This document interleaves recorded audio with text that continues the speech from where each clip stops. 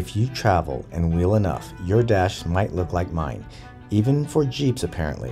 If you bring your truck to the dealership, you will waste valuable months and thousands of dollars in repairs, when the problem is actually a rear wheel bearing. And listen up, the dealership told me they can't do this kind of work and they need to ship my vehicle out for repairs and could not give me a time frame. That's right. So today, my friend sacrificed a lot of time to walk us through and attempt this repair. He's the best DIY mechanic I know, so let's get into the repair.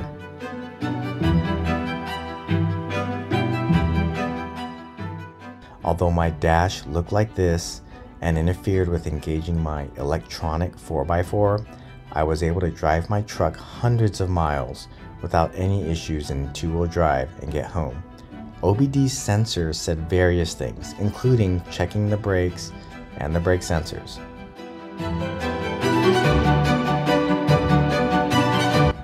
Can you hear that?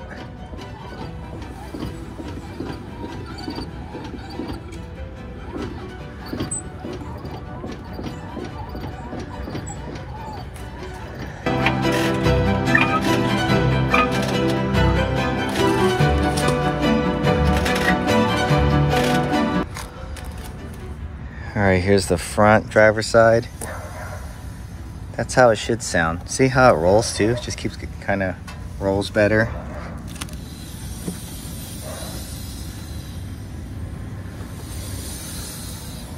Let's check this other side too.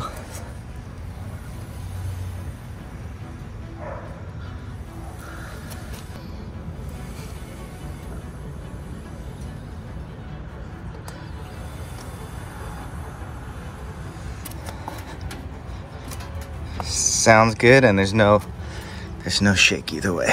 So looks like we just need to fix this rear. So let's show you how to do that. Today we're going to show you how we replace the rear wheel bearing on my 2020 Toyota Tacoma TRD 4x4 3.5 liter. Make sure you don't have the e-brake on or you're not going to be able to.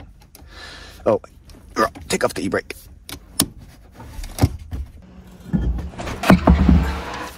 That's the ABS sensor.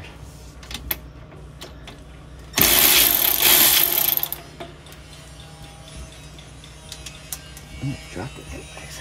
And then this will come just right off like that. If you take a look here, I don't know if you can see it very well, but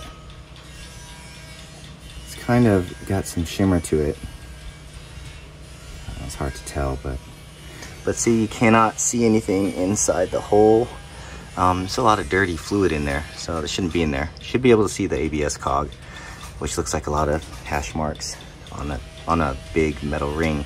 Checking the rear ABS sensor is simple enough, but you will need to know what normal grease in this area should look like before you'll be able to tell if something is wrong. So I highly recommend you take a look now and see what normal looks like, so that when things get abnormal, you're gonna know right away. I also heard a lot of grinding noise coming out of this area. That was for about a year, but we checked a lot of other things, components here, for what could be causing that noise, and let me tell you, it was none of it.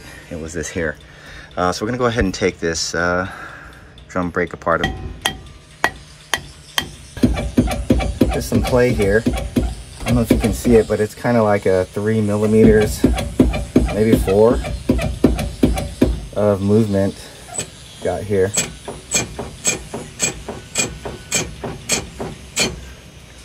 So I'm going to use some of these M8 bolts my buddy's got here, and we're going to hand tighten it, or hand thread it first, and then we're going to alternate kind of like right and left here, and that looks like it's off. And there we go. And look at all this brake dust in here. So we're gonna have to clean all that too. Initial look. I don't see any grease down here, which is a good sign.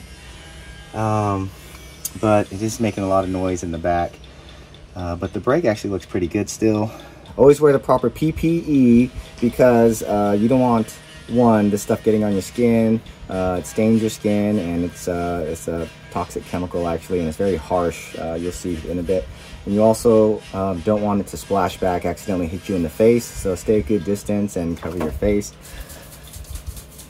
Oh, and you don't want to breathe it in. So one of the reasons we're not using air to blow off all of the brake dust is because this will help trap everything into a liquid and just drip it down into the pan, where if you blow it around, you're probably going to need some kind of a respirator.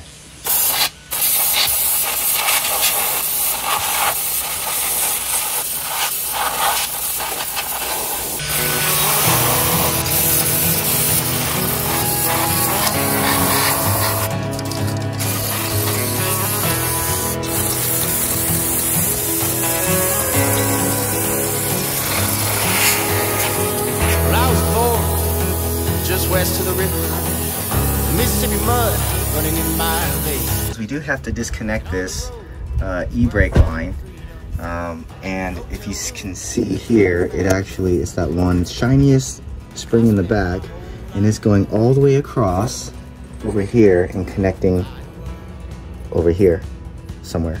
So we have to take all these parts out so that we can remove this brake line, so that we can be able to pull this I think it's called a back plate off, so that when we pull the axle out. So at this point, we're going to be removing the 4 bolts here. 1, 2, the one down here, 3, and on the other side, 4. And then we're going to be removing these from the inside, because if you see here, they actually don't have a bolt.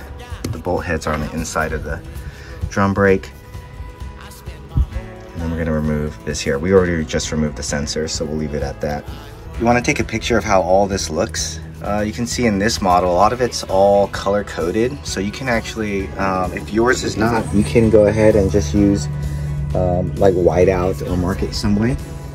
And so take some pictures so you know how everything goes back on.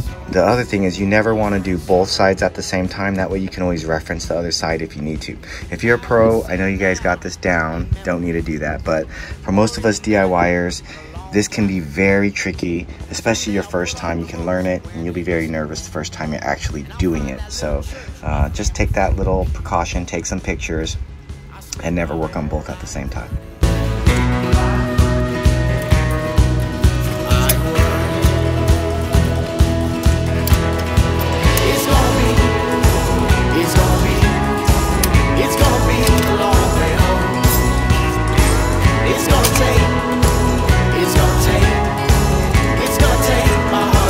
Alright, so we pull this out of this hole here. It's the green one, and that releases the shoe, among some other things.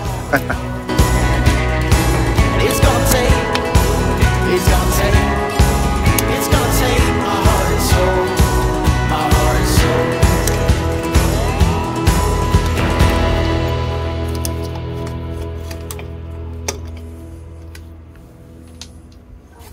So here's the e-brake line that we were looking at earlier.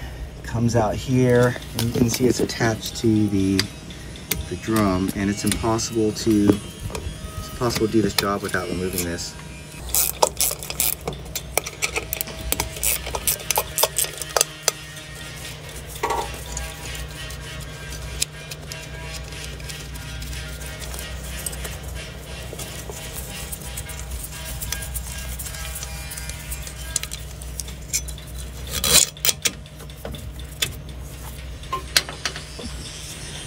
We are just going to loosen this up, and the screws to this cylinder on the back, but this is the same 10.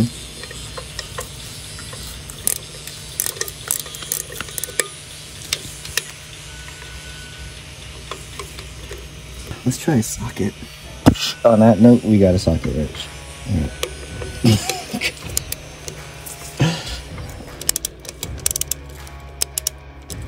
And now we're going to work on this brake line here. So what we're going to do is we're going to remove the cylinder, and we're going to remove the brake line. I'm going to try to cap this brake line. I'm thinking this yellow one will work. The light of day down to the river. And we have a very specific wrench here. This is a 10mm brake line wrench. You're going to have to bend the brake line just slightly to get it out the way. Oh, it's out. Yeah, just pull it. Oh. Beneath, fire and water meet, going down deep, saying, bury me, carry me. That sounds so good. Watching me clean, kerosene creek.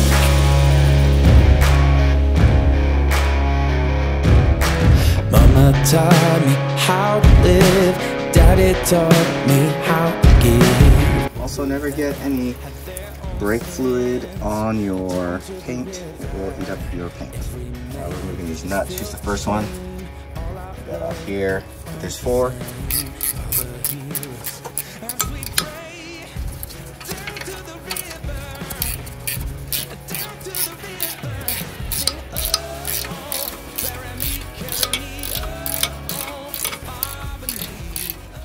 The moment we've all been waiting for.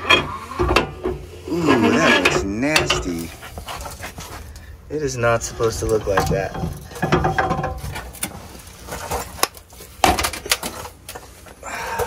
Look at that beautiful axle.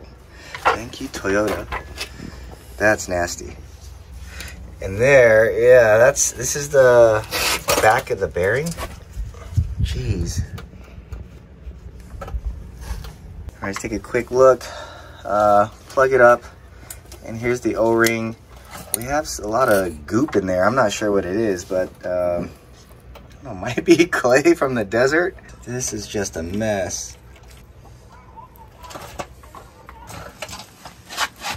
What's very interesting is that I got this from Toyota.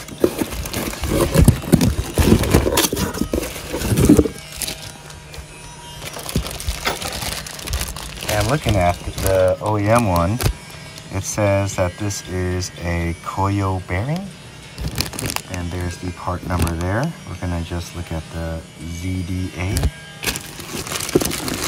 And then in here, from Napa, it's Koyo ZDA.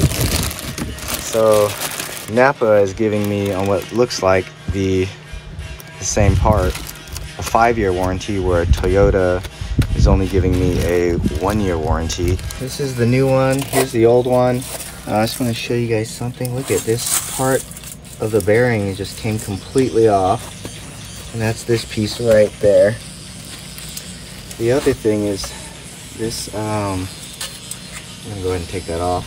And then we have this little retaining piece here. That'll be the next part we take off. But our bearing is dirty and exposed. It's, look how much it's wobbling. Oh, there we go. Yeah, I couldn't feel that with the 35-inch tires on there. Look at that. There's just so much clay in there, and dirt. Try to clean it out. Oh yeah, you can see it much better now. Look at that. Yeah, it's not supposed to move like that. You're not supposed to be able to see the bearing balls there. And on the road is where I found freedom. Hotel rooms is where I found peace. I spent my whole life from Look at the space right there. I don't know. You guys tell me. Does that have a purpose to be missing a bearing ball, or is that a defect that caused my issue? To get this snap ring off, definitely get a good set of these snapping pliers, because it's going to be very difficult to get off. But the idea is you put it right in between the snap ring and you pull them apart. It's a lot easier with 2 people because you're going to have to push in and keep the pressure on there.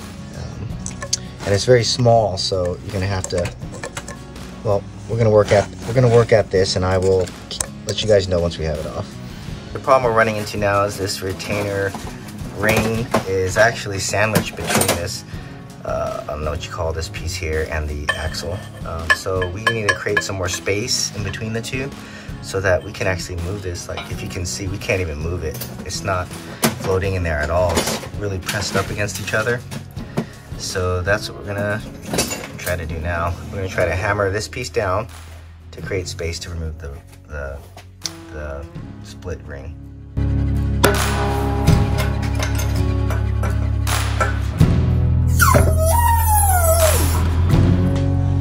right, so that worked. Look at that. Now we can move it. Now we can get it off. It's gonna be a long way home. And it's gonna take my heart and soul, my heart and soul. All right, as you can see, I pretty much got it off. I just gotta slide it off the shaft, but I wanted to show you guys how I did it. I just stuck this under and just slowly pry it up. Just careful because there is a groove in here that this snap ring sits in, and you don't want more of that. So I was just pressing up like this, just along the edge here. You don't want to try to get all deep and do it. Just go along the edge, take your time, and feather all the way around until you get to this side, and it'll look like that. It'll be off. So now I should just be able to slide it right off like that. Okay. We had to fabricate a coupler that attaches to the OEM bolts, to some of the bolts that are more commonly available, to make this tool work now. All right, so at this point we got this axle in the press, and this whole tool, we couldn't get it to work at all. It's supposed to be the tool that is supposed to be for my year 2020 Tacoma, but apparently it doesn't work. The bolt holes aren't lining up. So we had to fabricate a coupler that would take the Toyota threading and thread to a bolt that we have here. And it worked perfect. So we're gonna test it now and see if we can push down on the axle here and get it to separate, get it to pull out this little bearing housing, which needs to come out from the back of the back plate.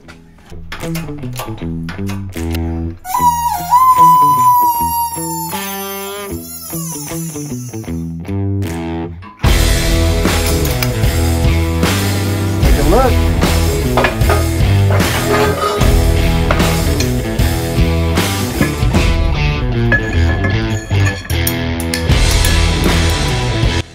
There goes the bearings. Oh no, no. Oh. All right, don't slip on any of that. Oh, and look at that. The bearing is just, I don't know if you can see that, but it's just sitting in there. It's not even in the housing anymore. And that is the race for the bearings. Just fell right out. It's, one side wasn't working.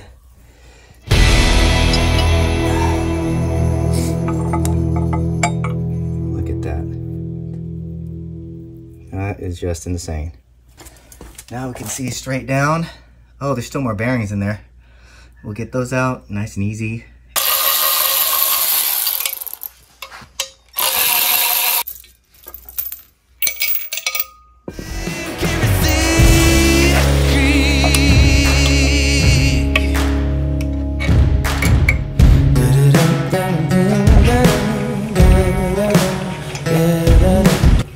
So let me show you what we fabricated here today.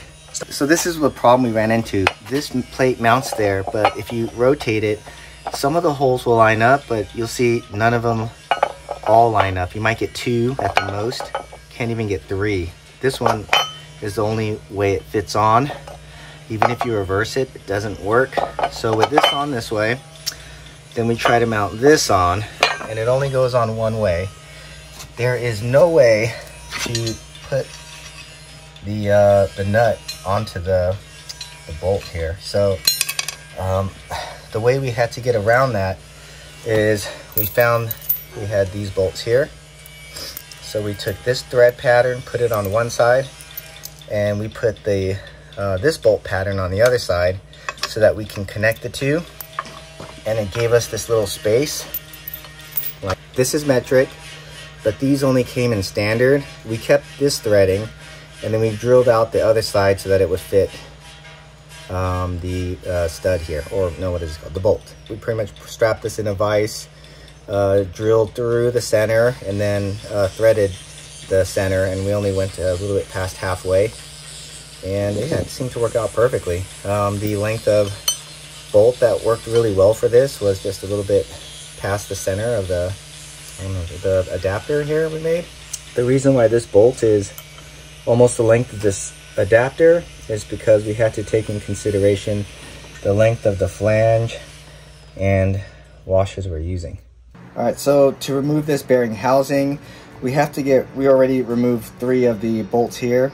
These 4 bolts are all pressed in, so you have to hit them with the dead blow hammer to get them out.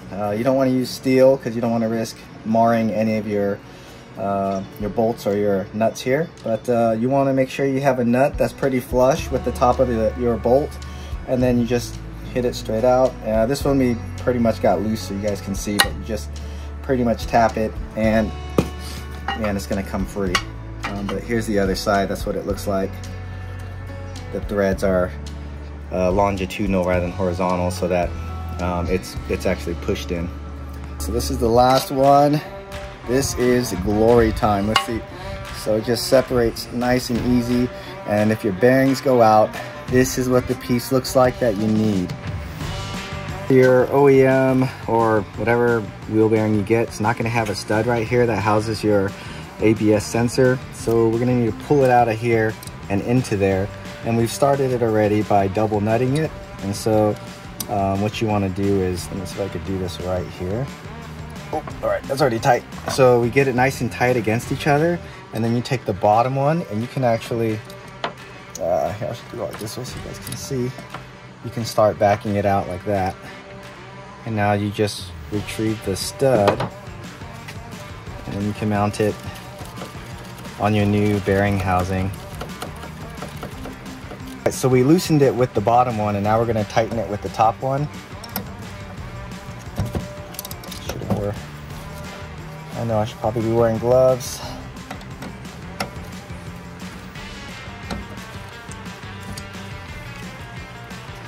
And now we're going to go ahead and take them out. I'm going to back the top one out first. Just like that. And then we'll go ahead and take the bottom nut out and rotate it just so we know. Actually, I'll use the OEM one because yours will look like this.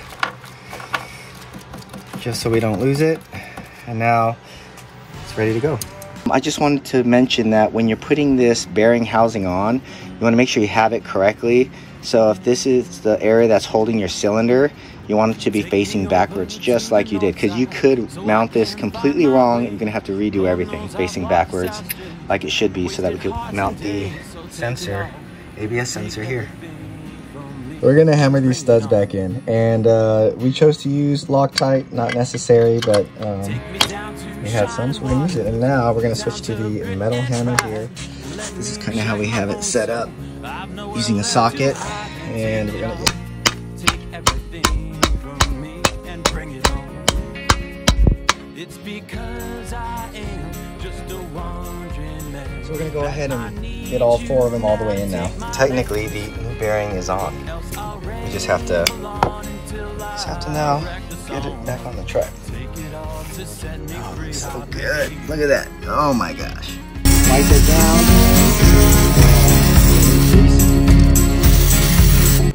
Alright, so we are cleaned up. You want to clean up all the machined surfaces. So I cleaned up all this area here where it's shiny, all the way down to the bottom of this shiny point here. And just gave a little spritz behind it. And now we're gonna re-grease that. Alright, although it's not necessary, I took some of this Amsoil here, and I'm going to try to get a really good speed around the inside on both sides. It's just like this. I'll just beat it in there.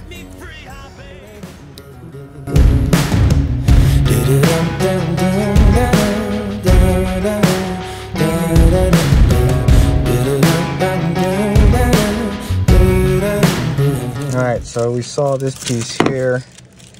It's actually damaged. So we're going to replace this piece with this part number here. That's a brand new one. And if you look at this piece, I don't know if you can see it, but there's a little lip. There's a little lip it left right there. It's not flat anymore. It got worn really bad. So we're going to replace it with this piece. We got everything straight from Toyota. And you can see here, everything is should be very flat like this.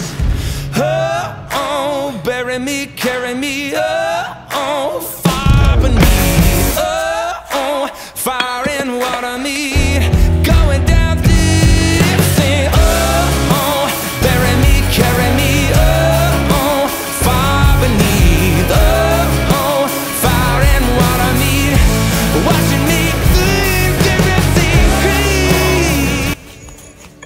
All right, we put the washer down. The beveled end is facing the differential. Now we're going to use our tool here.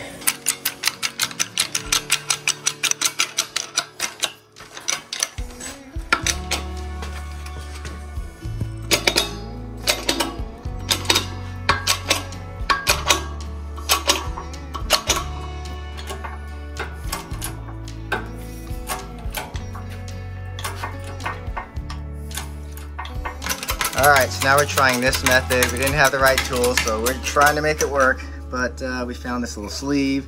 We're using the old retainer, which is working well. So you got the new retainer, old retainer, and yeah, we'll press that on.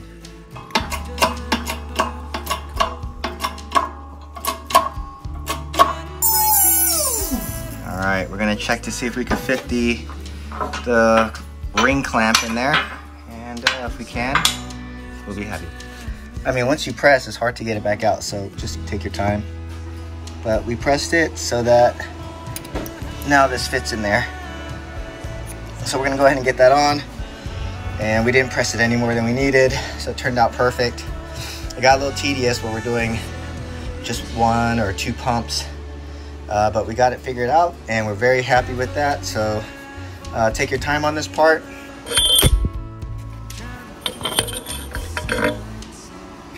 Perfect.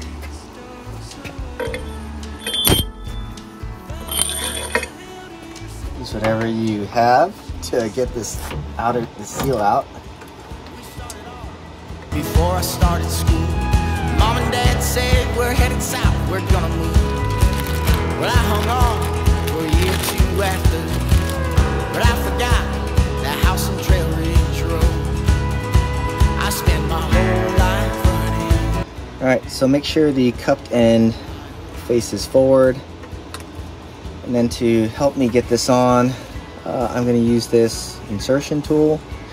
And the key is to make sure that you get all of it going on flat. You don't want one side going in more than the other. This is going on pretty good.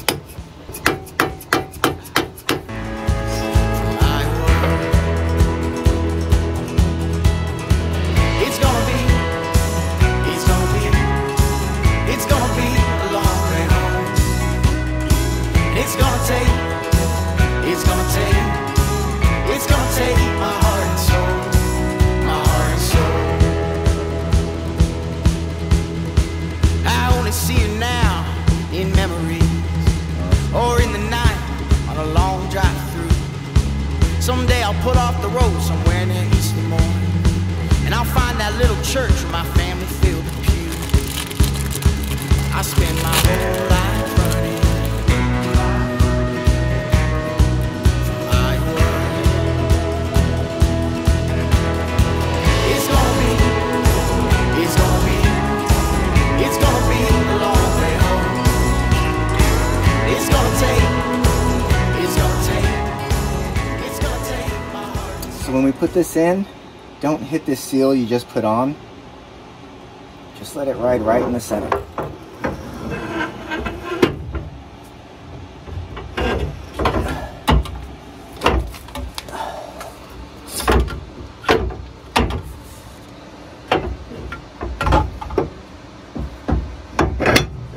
All right, and then just make sure that the studs line up. And take a look at this. It's on. So now we're gonna bolt those on, and things get really fast at this point.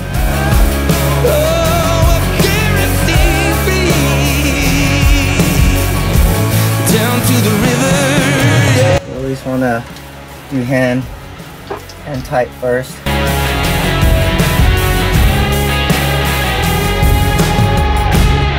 down to the river. And go. Now this is my alter ego that likes power tools.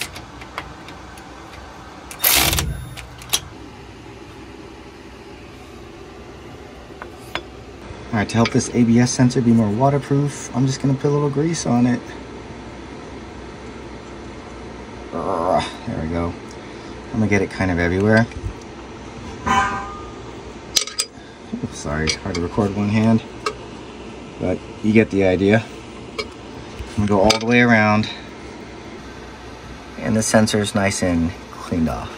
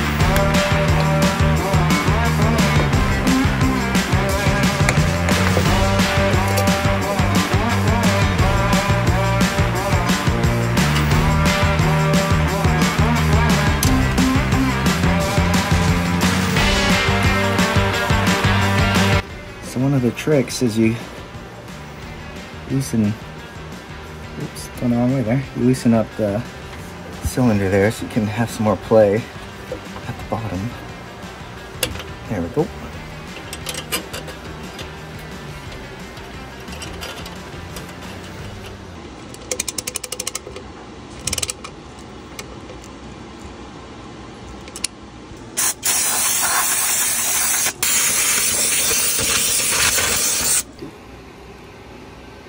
Got this half on.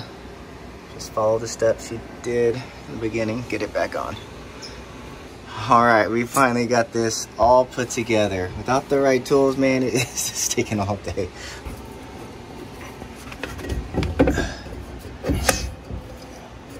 All right, so we just did a quick check. You guys saw what my dash used to read, and now everything is passing. Who else hates mounting Load E 35-inch tires? This is exhausting.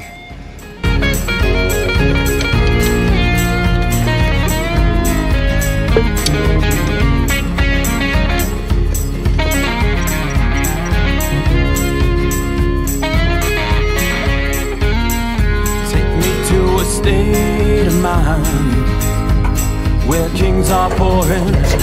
All right, we just finished bleeding the brakes, and I do have enough brake fluid in the reservoir to get me home, and I will top it back off, but I'm above that minimum line, so we should be good.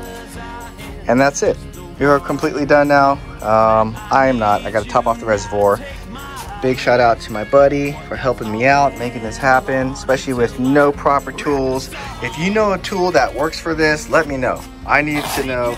I need an easy press tool, and the ones people have for sale at this point in time all suck, and they keep saying it's for the 2020 Tacoma, but it's obviously not, because it fits mostly the second gen stuff. It might fit like the really early, like 2017s or something, but it definitely doesn't work on my year.